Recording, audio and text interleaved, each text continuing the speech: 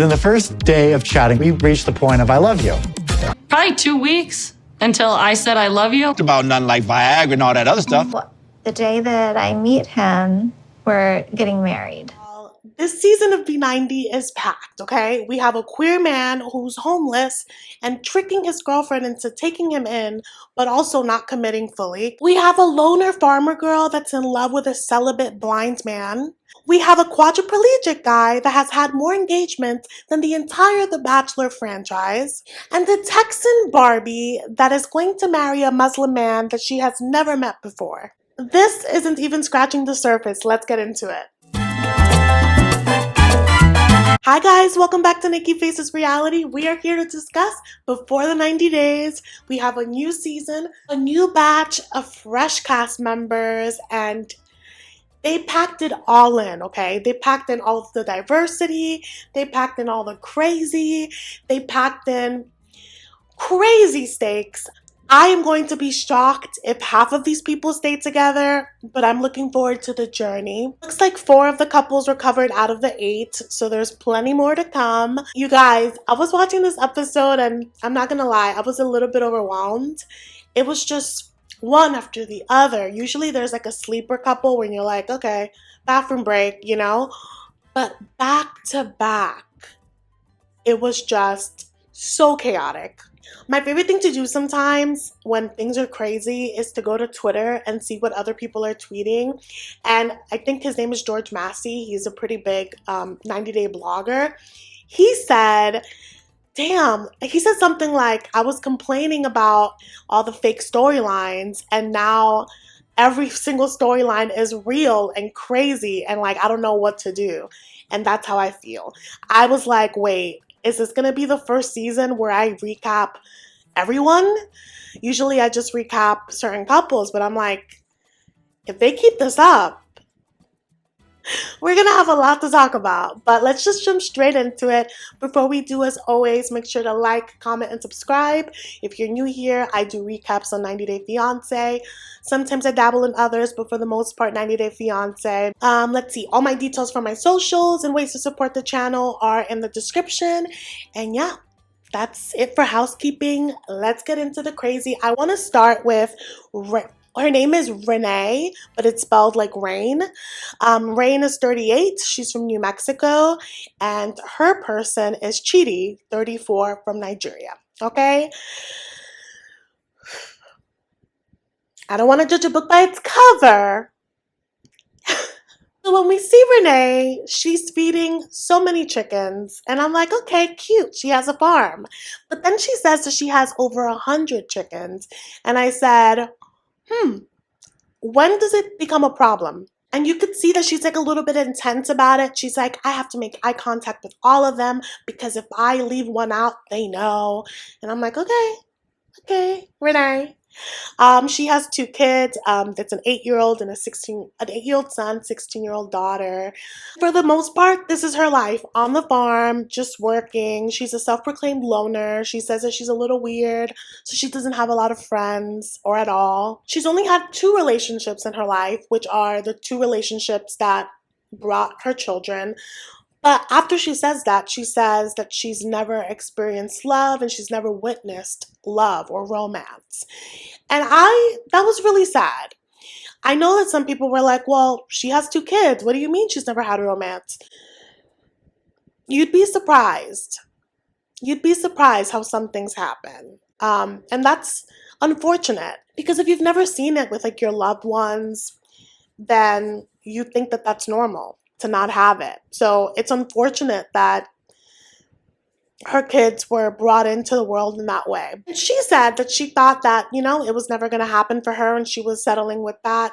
But 5 years ago on, I guess, Facebook, which is usually where these people meet, she met Chidi, her Nigerian boo. And already there's so many like, woo, woo, woo flags coming at me, right?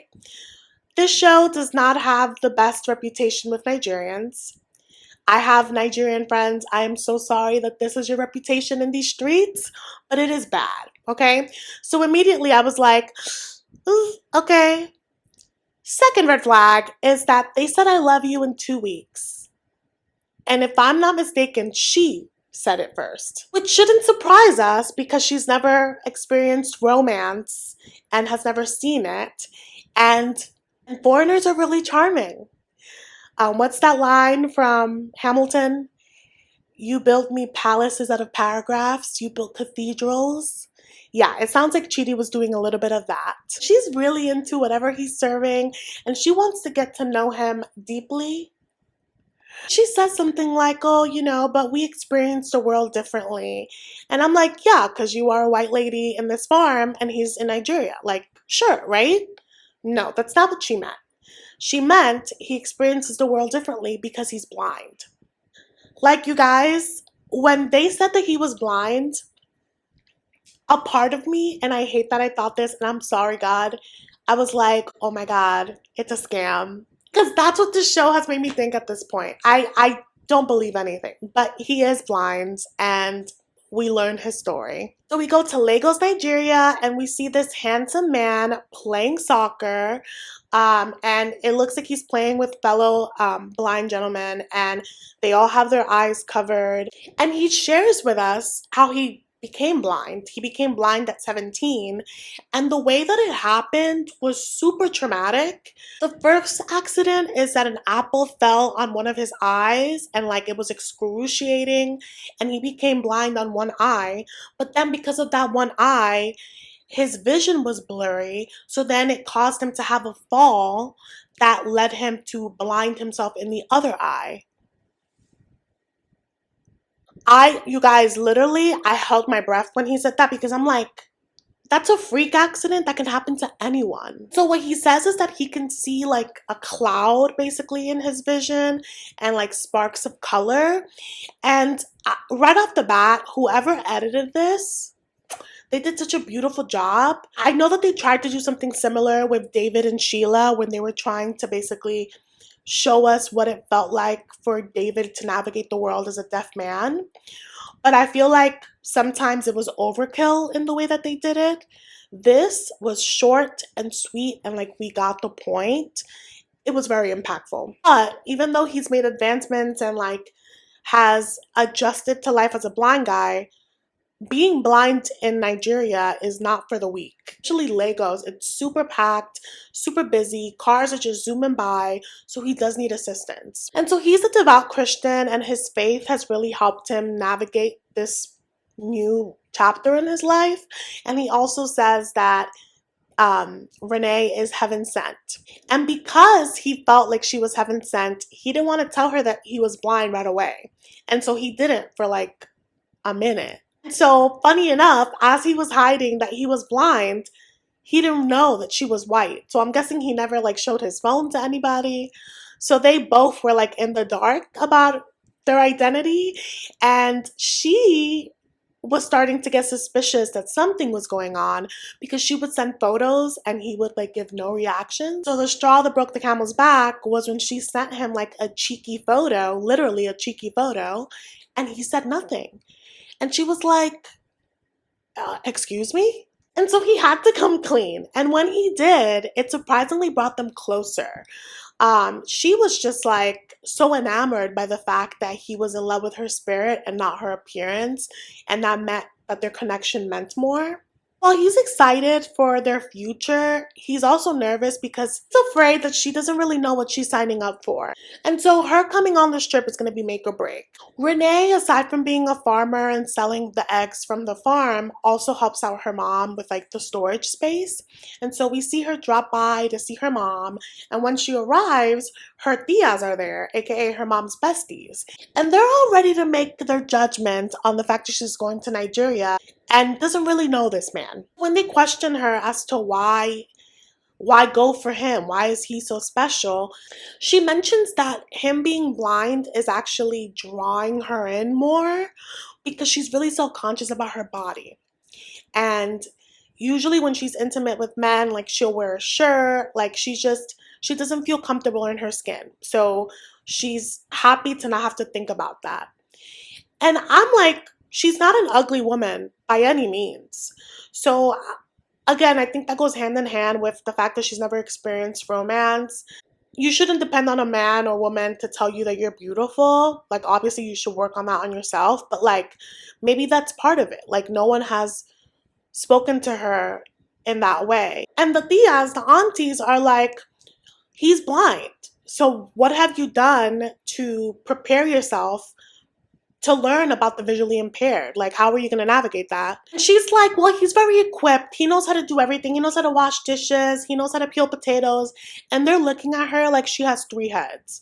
Because even if he's able to do things, he's still going to need help.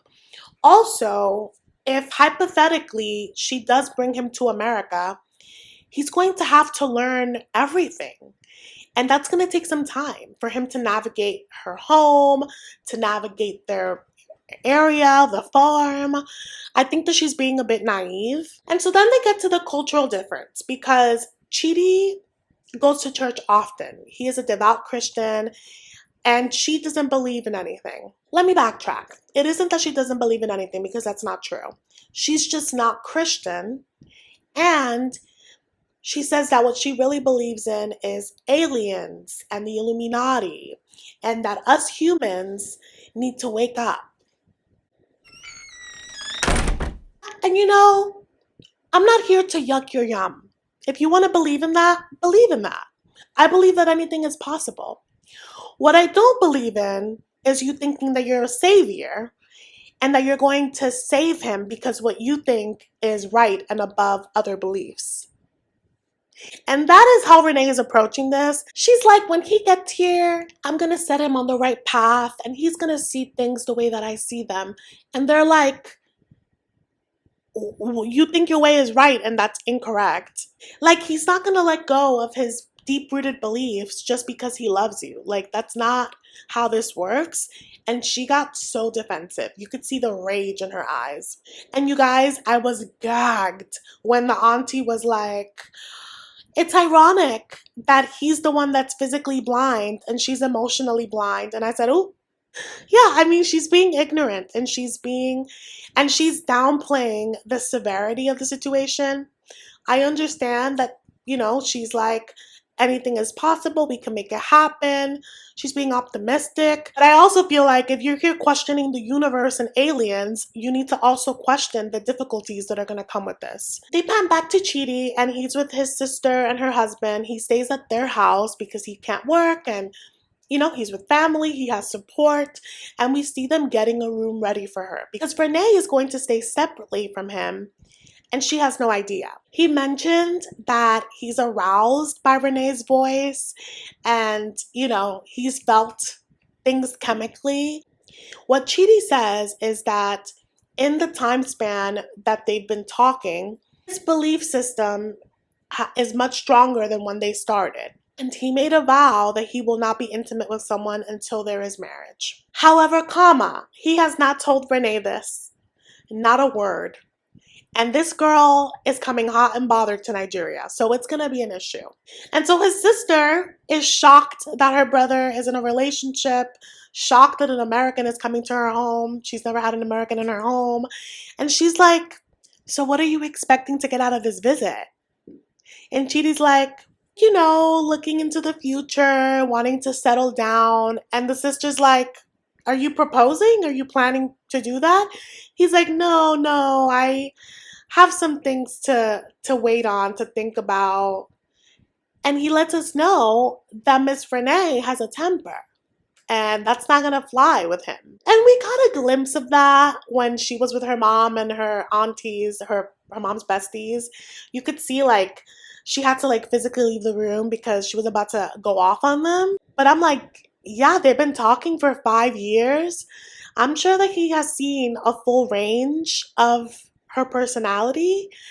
And he expands on that. He's like, yeah, you know, she says whatever she thinks.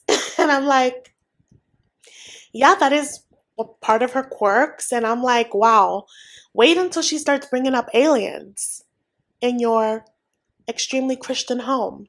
Yeah, that's not going to go well. Things are going to go ablaze in this relationship between her trying to switch up his beliefs and bringing up alien stuff, and then him, and when he brings up that he is celibate. It is not gonna go down well. I cannot wait till next week. But that is it for them in this episode. Let's move on to the next couple. It is Loren, 33, from Las Vegas, and Faith, 31, from the Philippines. Y'all, this couple, the whole time I was like, where do we find these people? Sharp Entertainment, I would love to talk. So to paint the scene, we're at a drag show and I'm like, okay, well, are we about to get a drag queen for the first time on the show? I'm into it. No, it's the assistant. Loren on the job, he is all hands on deck. We learn a little bit of his backstory. He says that he didn't really fit in growing up with his family or with, people around his town because he was always a bit flamboyant. He didn't really fit into the masculine roles and it wasn't acceptable to lean towards the feminine. So he refers to himself as gynosexual. I have never heard of that before. Have you heard of that before?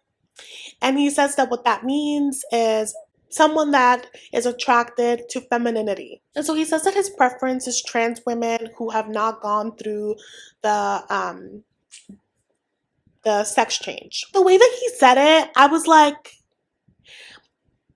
I don't know if that's okay. And I can't even include it because I'm afraid that it's going to get flagged either for copyright or for just vulgarity. He makes it very clear that he wants a trans wife and everyone is allowed to have their preference and trans women should be loved out loud. I love that. But the way that he's talking about it feels a little on the fetishy side. And so he's dated a few people in America, including his best friend who's a hetero woman. He was just like, this isn't my jam. And he had a few hookups with trans women and he was like, yes, this is what I want. And he decided that he wanted love and he wanted to look elsewhere because life in America is hard, and I will get into that more in a second. But he got on the app specifically to find love in the Philippines, and that's how he found Faith. This is when the red flags start flowing. Okay, they're overflowing. They said, I love you in the first day. They have only been talking for 4 months. And he has used up all of his savings to buy this flight to go to the Philippines. This does not seem responsible to me because he is homeless. Everyone has to start somewhere. People become homeless, houseless for many different reasons. I would not encourage you to buy a flight to the Philippines when you are in need. But he has this planned, and so he's at this lingerie store with his ex-girlfriend that's his bestie. He picks out a few gifts and then is like, you got this, right? Because again, he's broke. Can you imagine making your ex-girlfriend buy lingerie for your new girlfriend? Brokies are gonna do what brokies do. A warning that single women in America get often is be careful with the guy that always wants to sleep at your house. That means he's homeless and he's just with you because he needs a place to stay. And that is more common than you think, okay? Loren is taking this to another level, okay? Because he's buying the flight with the pretense that it's to meet her for the first time and see if they can connect in person, right? When an American starts a relationship abroad, usually the person that's abroad is like, oh, I'm coming to America. No, not with Loren. Loren said, I'm gonna go to the Philippines, see how things are. It's gonna be easier to live out there. Faith has a good job. She could take care of us until I find a job that I can take care of the both of us. Faith doesn't know this plan. Like, this is something that you talk about. Imagine thinking that you're just going to meet someone for the first time, they're here for a week, and then they're out. And this person is making entire plans huge off of your life because it's not like they're engaged. It's not like they've been together longer than a year. They've never even met before. It is just bonkers, okay? It just gets crazier with him though. But because he's houseless, he's been couch surfing. And we see him at a friend's house, and we see him at the bathroom, and I'm like, okay, nothing weird. And then they pan to like the sink area, and he is cooking in the bathroom. And he has like 4 pots going on at the same time. It is a sauna in there. And his rationale is that, well, it's really hot in the Philippines, so I want to get adjusted to what it's going to be like. I don't think that this is going to do what he thinks it's doing. Also, he's going to pass out because there's no ventilation. Also, it is unhygienic to cook in a bathroom. Whatever he was cooking looked nasty. He cooked the shrimp with the shell and then inhaled it with the shell. I don't have time to get into his meal, but he is just crusty dusty. I saw a hilarious tweet of someone being like, imagine you're at work and your homeboy is doing this in your bathroom. Like, it's so chaotic. But as I was saying, the Loren lore gets deeper, okay? Because we see him picking up, I guess, extra assistant gigs with his boss. And he decides to FaceTime Faith because there's a huge time difference. So he just wants to give her like a morning call, okay? Mind you, when he's calling Faith, it's like 6 a.m. her time. And he is being thirsty in this phone call, okay? He is making it clear that he wants to get under her clothing. And she's like, let's take it slow. I want to take things slow. And he's like, yeah, sure. So you still want to sleep in separate bedrooms? And she's like, and so he comes out of the room to have everyone say hi to her. And one of the queens is like, oh my God, when he was on the app, he was talking to so many girls. So it's a big deal that he chose you. Like, you should feel really special. And Faith is like, oh my. Guys, the sun just came out. So if you see a lighting change, I'm sorry. All right, so Faith hangs up and gets out of there really fast. Loren is like, ooh. She doesn't like when I talk about other women. And the guys are like, well, I thought that she would feel special. You know that you were stirring the pot. Like, regardless, that is shady to say. But they ask him, oh, does she think that you guys are exclusive? That's an interesting thing to say because he's planning to mooch off of her money, her resources, her home. And you're telling me that he's not exclusive? The audacity that Loren has is limitless because many people are non-monogamous, but people that do it right will be the first to tell you that it's all about communication. Like, sir, pick the struggle. He's doing that thing that I hate when people do when it's about the gray area. Like, well, I didn't tell her that we were exclusive, but I also didn't tell her that I've been sleeping with people. And it's like, then you didn't communicate, and you should be the one communicating. And he's like, yeah, I don't think that she's with anyone, but I definitely am. It's just so crazy, you guys. And then we see him the morning that he leaves to the Philippines, and he's with his ex bestie, and he like is packing up some test that he's gonna quiz Faith in, and also a $50 engagement ring. Sir, you are broke. Save your money. Also, to propose after 4 months just because you need shelter is too much for me to intake. All of it is so icky to me. It doesn't feel genuine, like he actually loves her. I feel like he's doing this out of a necessity, and she's like the first opportunity that he's found. And so he's off, and his friend is worried about him, and I would be worried too because I feel like he's hanging by a thread, and he's giving this face of like optimism. But my thing is, the Philippines is a long and expensive way to get rejected when you could have ironed out your plans before going there. That's just me. But let's move on to the next couple. It is Brian, 52 from Illinois, and Ingrid, 33 from Brazil. We meet Brian. I'm like, okay, Brian, you're cute. You're giving DILF vibes, right?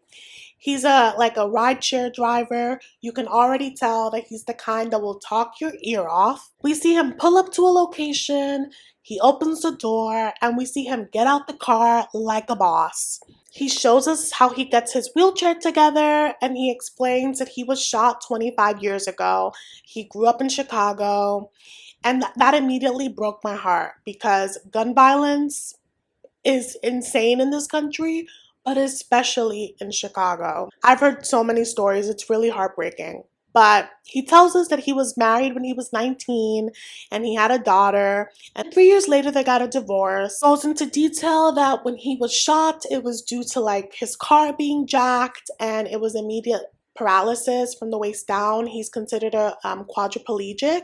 And so that means that all 4 of his limbs were affected. But it looks like he's well adjusted. They pan to this gymnasium and he's playing wheelchair rugby. And he got really good because he apparently played internationally and represented the US.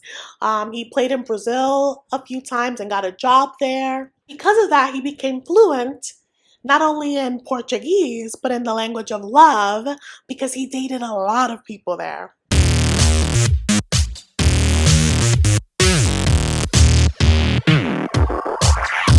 And what he says is that the approach to his disability is different over there.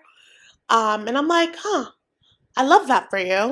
So he and Ingrid met online, and she's also a mother, and they've been talking for 2 years. He's really into her, so he's like, I need her to be the one. So they're going to meet for the first time. He's really nervous because he has his own, routine on how to get things done, and it's a bit of a red flag to him that she hasn't asked any questions about what it's like for him or what she should do to help him. So that's a red flag to me. But another red flag is that he says that there's so much from his past that he hasn't told her. So I'm like, okay. And so they pan back to him in practice. This is his last practice before he leaves on his trip. And it's so cool. And I love that this is coming out at the same time as the Paralympics. It's incredible what people can do. But they get to talking. He's like, yeah, this is my last practice because I'm going to Brazil. And they're kikiing about it. And one of his boys is like, so have you discussed sex yet? Are you ready for that? And he's like, oh, well, I'm just going to lay out Viagra's all over the place. And I'm like, I mean, that's smart. He's like, yeah, I'll put one under the pillow, one by the bed, one by the TV. Basically, wherever he's at, he needs to have easy access. And they get into this segment about how different it is for people to have sex when they're in a wheelchair, which is expected. But what I didn't think about is the way the blood flow works.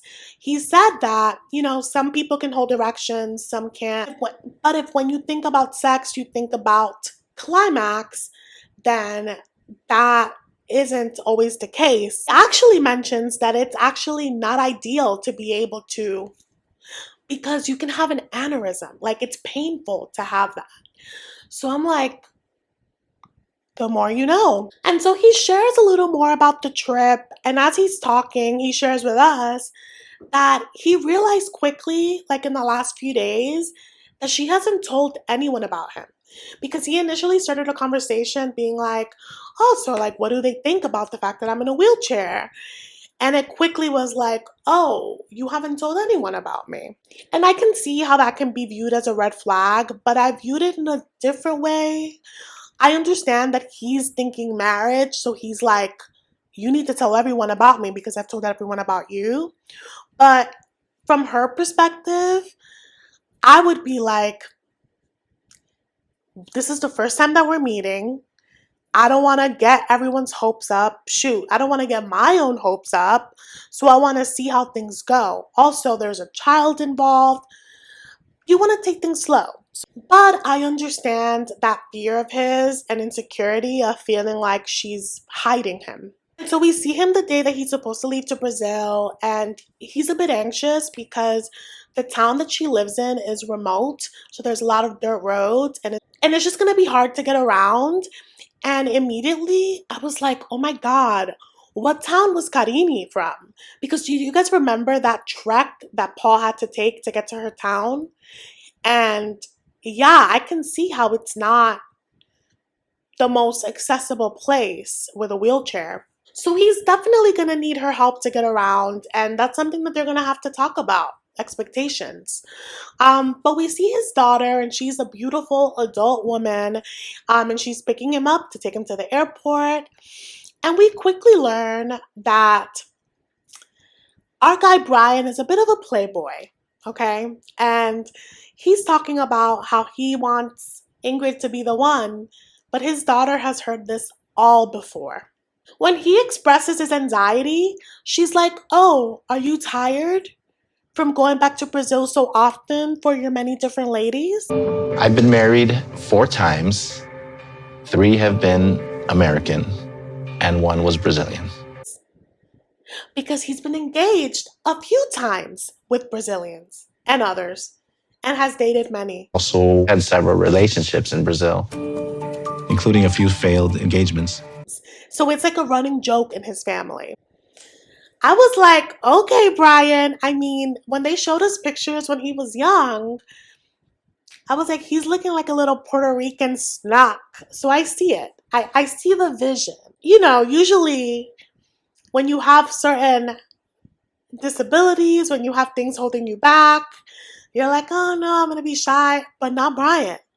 Brian is out here. He's trying to drive home that it's different with Ingrid. And his daughter's like, okay. Like, she's heard it all before. She's like, okay, Dad, just tell me that you didn't get a ring. And he's like, no, I didn't get a ring. But, you know, if I feel like proposing, like, I don't want to not propose because my daughter doesn't want me to. And she's like, you just have to make sure you're ready. Like, you have to make sure that you know what you're signing up for. And I could understand why the daughter is a bit reserved on this because Ingrid is only 2 years older than her. So she could be like her older sister. It's weird. And you could tell that Brian really wants his daughter to like support him. And he's like, please trust me. I know that I've made a lot of mistakes, but you guys have to trust me. And she's like, okay, Dad.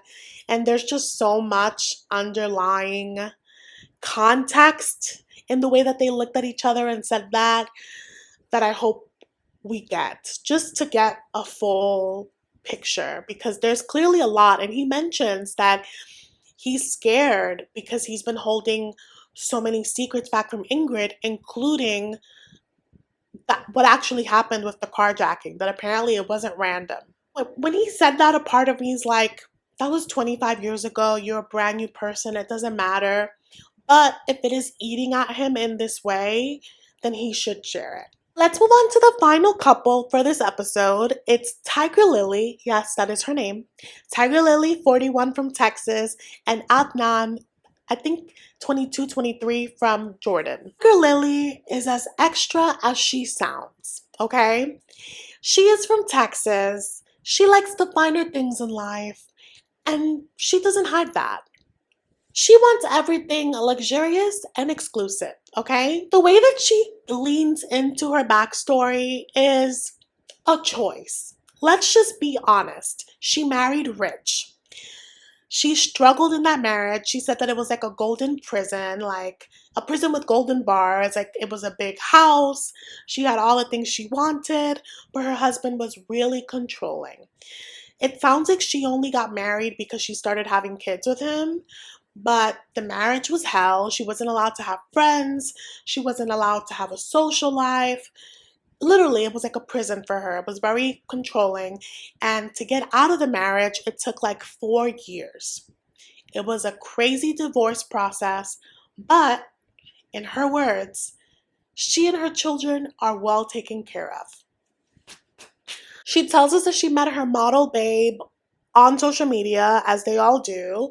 And I know she's rich, you guys, because they pan to the scene where she's FaceTiming him, but she has her computer on a Louis Vuitton box.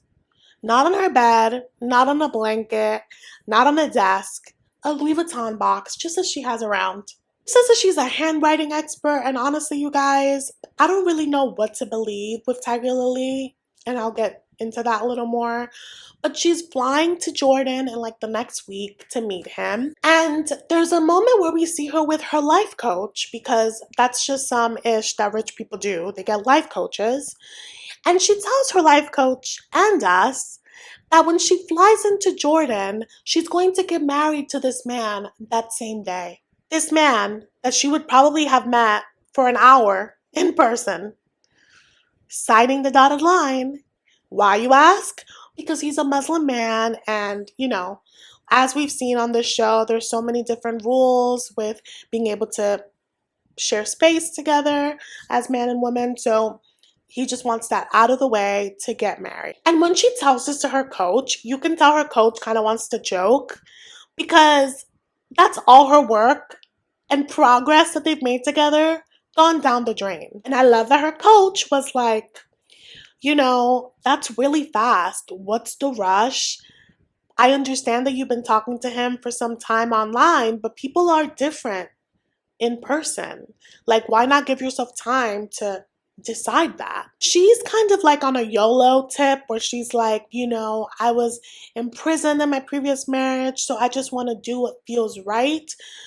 But my thing is, you don't know where you're walking into.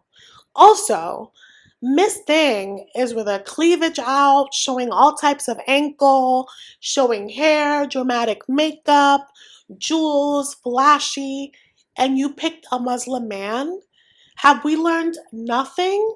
I am tired of like the controlling Muslim guy. You guys need to know what you're signing up for. Like, at what point do we look at the American and are like, Miss Thing, this is your doing. Like don't expect that you're going to a conservative Muslim place and that you're going to be able to remix things. That's not how it works. So I already know that this is going to be an issue because we've seen it time and time again. The coach is panicking because she's like, okay, it seems like you've decided that you're going to marry this guy. Have you talked finances? Like, how are you going to protect yourself?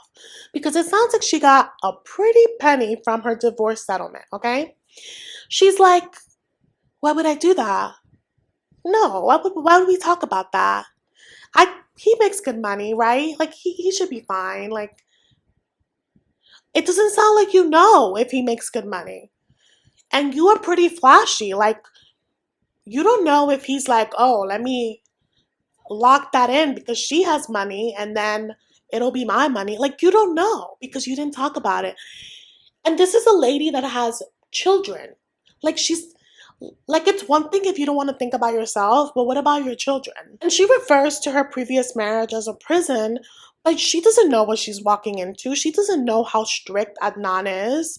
Like, their lifestyles are going to clash just by default. She's putting a lot of trust and faith in someone that she really does not know. So her trip is a week away, as I mentioned, and her friends are throwing her a bachelorette party. However, she doesn't really have friends because she says her ex-husband didn't let her. So all of the people at this function are people that provide services for her. And the way that she says it, it's like she's so tone deaf. And I felt myself get pissed off for a moment. And then I was like, this lady is a caricature. She has to be like an actress thrown into this by the producers because it's just so ridiculous. And it just gets more ridiculous. She's purposely dense. I understand that your divorce was traumatic, but did you lose brain cells in the process? So yeah, she has no friends. And two of the people in this party, I think her lash person and her makeup person, are joining her for moral support, aka to keep her pretty on this trip. And you think that someone that got out of a controlling environment would want to be in the know in this new setup. Apparently, she knows nothing about this wedding. So she's going to land, they're going to sign a paper and get married by Muslim law. But then, shortly after, they're going to have this huge wedding. And there's going to be like 200 people, and she knows nothing. He's planning it all, and she has given no input. She says it's romantic, but I feel like everything looks romantic at first until you sign your life away, like you did the first time. So we have to meet Adnan to know a little further. So they get to the portion where they like give her sexy lingerie to like wear for her man, which is common for bachelorette parties and bridal showers. And her friend was like, oh, I didn't want to offend him, which of course leads everyone to ask Schmeck's questions. And they're like, have you guys talked about it? Like, is he a virgin because it's religion? And she's like, no, why would I ask him that? No, we didn't talk about that. And she's acting all coy. And I'm like, she says that it's not a priority for her because she left a situation where the intimacy was bad. So basically, like, anything past that would be an upgrade. She makes it known that he has made subtle comments about her wardrobe and that she has changed a lot of it to go visit him. And her life coach, who was present, is like, do you see how this may be a pattern? You got out of a controlling situation and you're willingly jumping into another one just because it's new and shiny. And so she says something like, oh, well, my ex liked me to dress like arm candy and Adnan wants me to cover up because I'm just for him. And both of those sound like extremes with the similar sentiment, control. So I need her to get a clue. Because it's one thing if he requests modesty, right? But she doesn't know to what extent he's going to request this, you know? And she seems like she's down with it, and she hasn't mentioned if he's asked her to convert yet. And many people convert. That's not an issue. I am just dreading a situation like Nicole. Like, I don't want you to convert, do zero research, and then complain about it later. Like, you're a grown woman. You really need to be clear about how you move through life, especially after the hard lesson that you've already learned, you know? So we will be keeping up with them. And that's it for this episode. You guys, it's only gonna get crazier with the next couples. I cannot wait. There's a girl that's gonna meet her man for the first time, and she's bringing her ex-boyfriend. Why would she do that? What would possess her to think that that's okay? No idea. We will find out. I can't wait to see the continuation of these stories and get introduced to the new ones. I am shaking in my boots with excitement just thinking about your comments. I can't wait to read them all because we just have a lot to talk about. We have a lot of different personalities, a lot of different circumstances. Let me know your thoughts. Thank you guys so much for watching, and I will see you in the next one.